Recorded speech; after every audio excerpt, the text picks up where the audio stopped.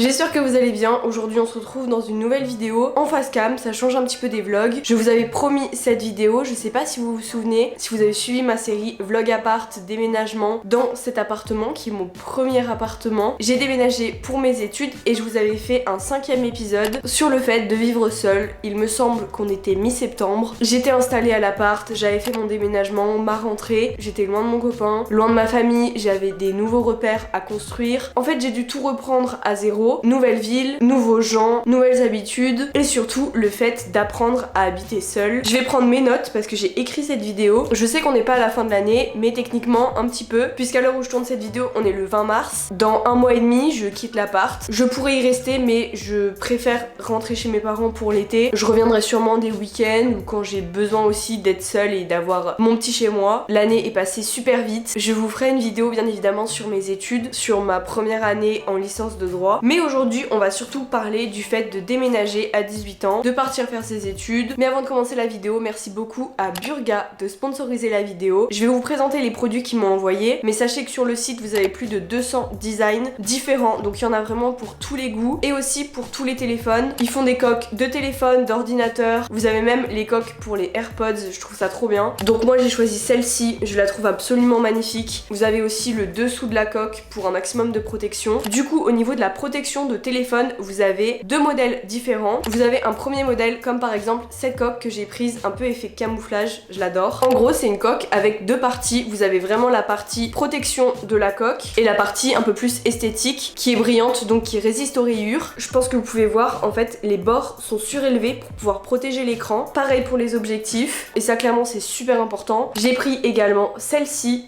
Et donc vous avez les coques Elite, un peu plus résistantes. L'intérieur est en microfibre. Moi j'ai eu un énorme coup de cœur pour celle-ci. Ce qui est trop cool c'est que si vous passez par mon lien et que vous commandez 2 coques, vous en avez 2 offertes. Donc ça vous fait en tout 4 coques pour le prix de 2. Et vous avez également moins 15% avec mon code. Moi je valide à fond. C'est des coques qui sont esthétiques mais qui sont protectrices aussi.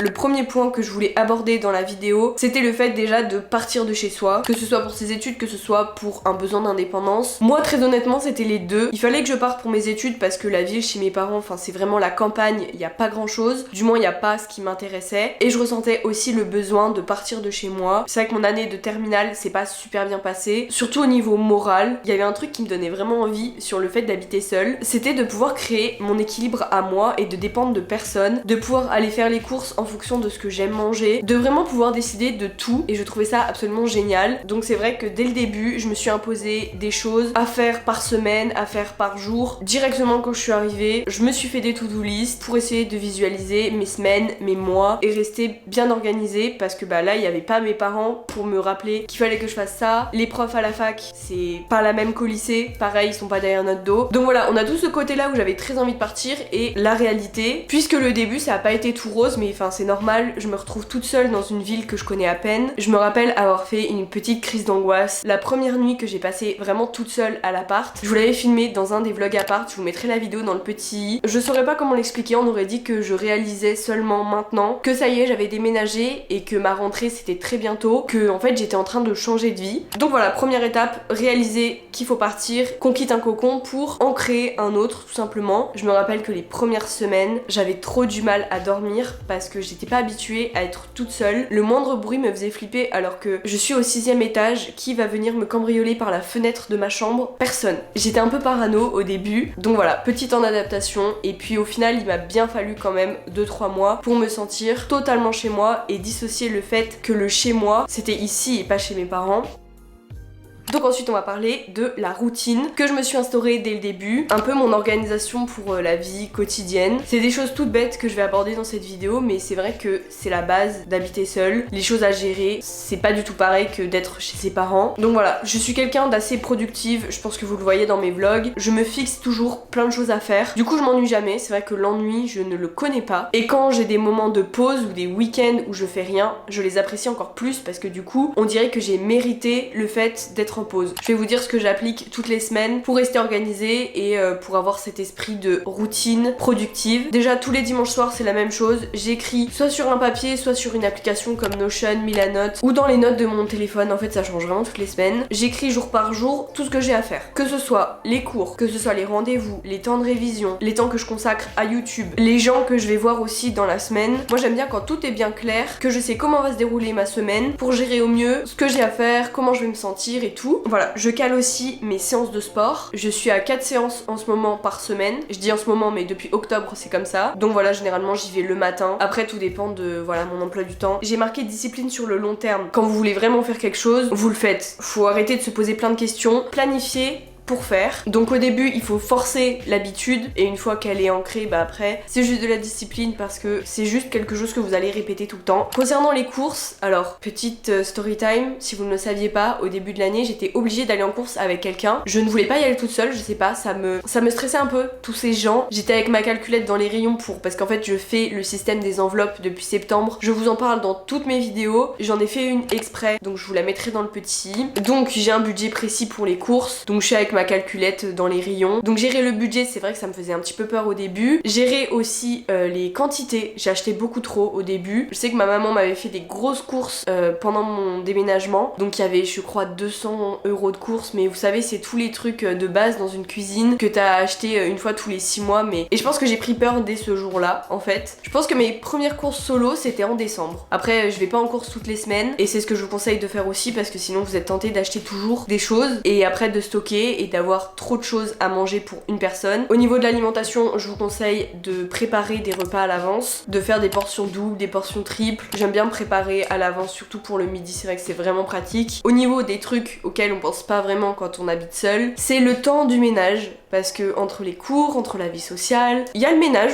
qui se met dans notre emploi du temps et qui prend une grande place. Je pensais pas que ça me prendrait autant de temps parce qu'en soi j'habite seule, du coup je m'étais dit je suis pas obligée de faire le ménage tous les 4 matins, mais en fait ça se salit super vite. Donc voilà, pensez à descendre les poubelles au fur et à mesure, la vaisselle au fur et à mesure, chose que je ne fais pas tout le temps. Donc ça s'empile et donc j'attends encore plus. Et du coup pour le ménage, je me suis fixé une après-midi ménage en fait par semaine. Quand je dis après-midi, ça dure pas 4 heures, mais vous voyez ce que je veux dire. Généralement c'est tous les vendredis. C'est vrai que se dédier un jour dans la semaine précis, ça donne un rythme et un peu une sorte d'obligation. Donc moi c'est ce que j'ai mis en place pour me motiver à faire le ménage parce qu'en soi personne aime ça. Dernière chose sur ce point, par rapport au budget, justement dans la vidéo où je vous parle des enveloppes, je vous explique que je n'ai jamais vraiment su comment gérer mon argent. À partir du moment où j'ai commencé à en gagner un petit peu, donc l'année dernière, j'étais chez mes parents, j'avais pas de trucs obligatoires à payer, donc forcément je ne savais pas gérer mon argent. C'est pas quelque chose qu'on apprend en plus. Il y a un moment donné, nos parents sont plus là derrière nous pour contrôler ce qu'on dépense, ce qu'on fait. Donc c'est à nous de savoir gérer tout seul. Et en septembre, j'ai pris des bonnes résolutions. Il me restait plus beaucoup sur mon compte et je me suis dit, je vais jamais pouvoir être indépendante de mes parents sur le plan financier si je fais n'importe quoi avec mon argent, si je le dépense dans des sorties, dans du shopping, dans tout, sauf dans des économies, sauf dans mon loyer. Du coup j'ai mis le système des enveloppes en place, moi ça m'a changé la vie. Maintenant je suis indépendante financièrement de mes parents. Je passe d'une campagne où vraiment tout est loin et si t'as envie d'un McDo tu dois faire 30 km à ici où vraiment tout est dans ma rue. C'est que des bonnes habitudes à prendre au fur et à mesure. Après il faut savoir se faire plaisir aussi.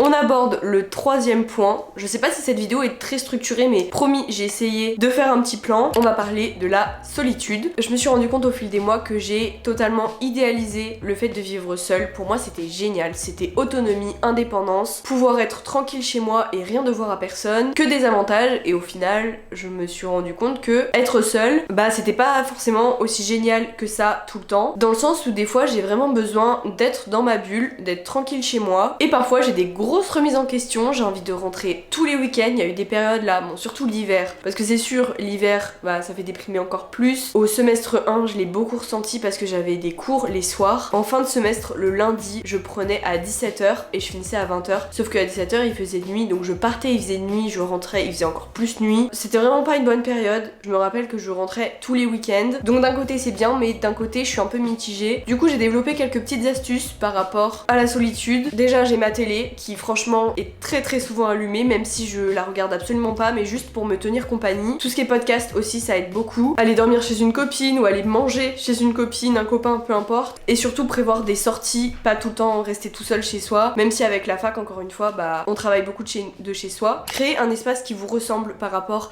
à la déco, à votre style de vie en général, pour que vous vous sentiez le mieux possible chez vous et que vous appréciez justement ces moments où vous êtes seul chez vous. Le plus dur pour moi en vrai, c'est les soirs, parce que vraiment il y a personne avec qui partager ta journée, donc je suis souvent au téléphone avec mon copain, en vrai on va pas se mentir, ou alors je vois mes copines, voilà. C'est vrai qu'habiter seul, c'est gérer son temps, c'est gérer ses habitudes et tout, c'est aussi apprendre à se gérer soi-même. On se découvre énormément quand on habite seul. Au final, je pense que ça peut vraiment apporter des bonnes choses et une expérience de vie.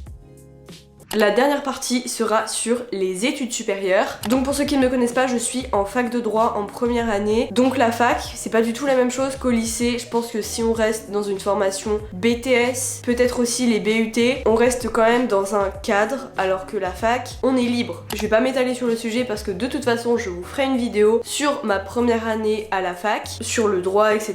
Donc en septembre, quand je suis arrivée, nouvel emploi du temps, mais surtout nouvel environnement. J'avais peur de me perdre à la fac et tout, alors que vraiment tout est marqué, vous allez pas, faut pas avoir peur de ce genre de choses. Moi je stressais vraiment pour ne pas réussir à trouver un amphi qui est énorme. Donc voilà, au début forcément ça fait peur parce que on a tous les repères à apprendre, on a aussi la maturité des gens qui n'est pas du tout la même qu'au lycée, le regard des gens, je trouve que c'est pas du tout le même, tout le monde s'en fout, tu peux venir en jogging, vraiment personne cala personne, et ça je trouve ça génial, en tout cas dans ma fac. Je vais vous parler de mon emploi du temps et d'une journée type. En soi toutes les journées se ressemblent plus ou moins parce que je fais les mêmes trucs. Donc la plupart du temps, le matin, je commence par une séance de sport, donc je pars entre 7h30 et 8h. Je pourrais partir plus tôt, mais je tiens à mes heures de sommeil pour être en forme. Ensuite, généralement, en fin de matinée, soit je bosse pour les cours, soit je bosse pour YouTube, mais je bosse obligatoirement, on va dire de 10h30 à midi et demi. Je mange et je pars direct en cours. Au semestre 2, mes cours sont quasiment tous les après-midi, donc moi j'aime bien parce que on peut s'organiser comme on veut pour nos matinées. Et ensuite, quand je rentre, j'ai un nouveau créneau pour bosser. Donc voilà, c'est une journée type. Après, je vous laisse aller voir mes vlogs si vous voulez voir vraiment mon quotidien. J'ai écrit des petits conseils pour pouvoir se motiver à travailler. Ça aussi, je trouve que c'est de la discipline, c'est une habitude à prendre. Vous allez être au max de votre productivité sur ces horaires-là parce que ce sera comme ça et pas autrement, vous voyez ce que je veux dire. Vous pouvez aller réviser chez une copine, vous pouvez aller à la BU, dans les cafés aussi. Après, attention à ce qu'il n'y ait pas trop de bruit. Je pense que ça dépend. Par exemple, pour apprendre, moi je fais que chez moi. C'est pas possible que je mémorise un truc à la BU où il y a tout le monde autour de moi. Mais par contre, pour tout ce qui est TD ou retaper son cours, etc.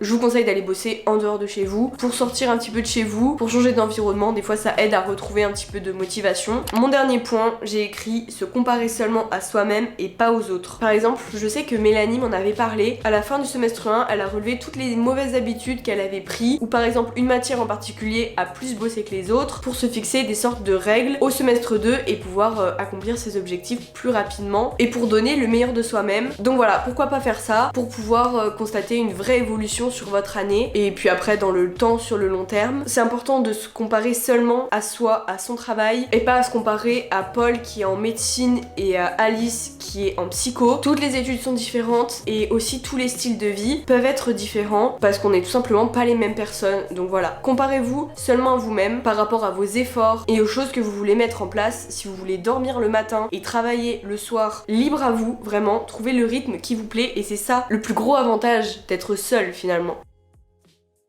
J'ai beaucoup parlé, je sais pas ce que je vais garder au montage, mais j'espère que ça aura été intéressant. De toute façon, je me devais de faire cette vidéo même pour moi parce que je me dis, dans plusieurs années, je regarderai cette vidéo et je me dirai, le chemin que j'ai parcouru, bah c'est trop cool parce que moi quand je regarde la vidéo que j'ai fait en septembre, je vois tout ce qui s'est passé entre cette vidéo et cette vidéo. Donc c'est sûr que ça peut que être motivant pour soi-même. Et puis si je vous ai aidé par rapport à des conseils ou juste vous m'avez entendu parler en faisant la vaisselle, je suis ravie de vous avoir accompagné. Concernant Burga, je vous laisse les informations en barre d'infos. N'hésitez pas à utiliser mon code si vous voulez vous faire plaisir au niveau des coques. Je trouve que l'offre elle vaut grave le coup, donc voilà. Si la vidéo vous a plu, n'hésitez pas à la liker et à vous abonner, ça fait toujours plaisir. On est bientôt aux 50 000. Je vous laisse également mon Instagram juste ici et nous on va se voir bientôt dans une prochaine vidéo. Salut!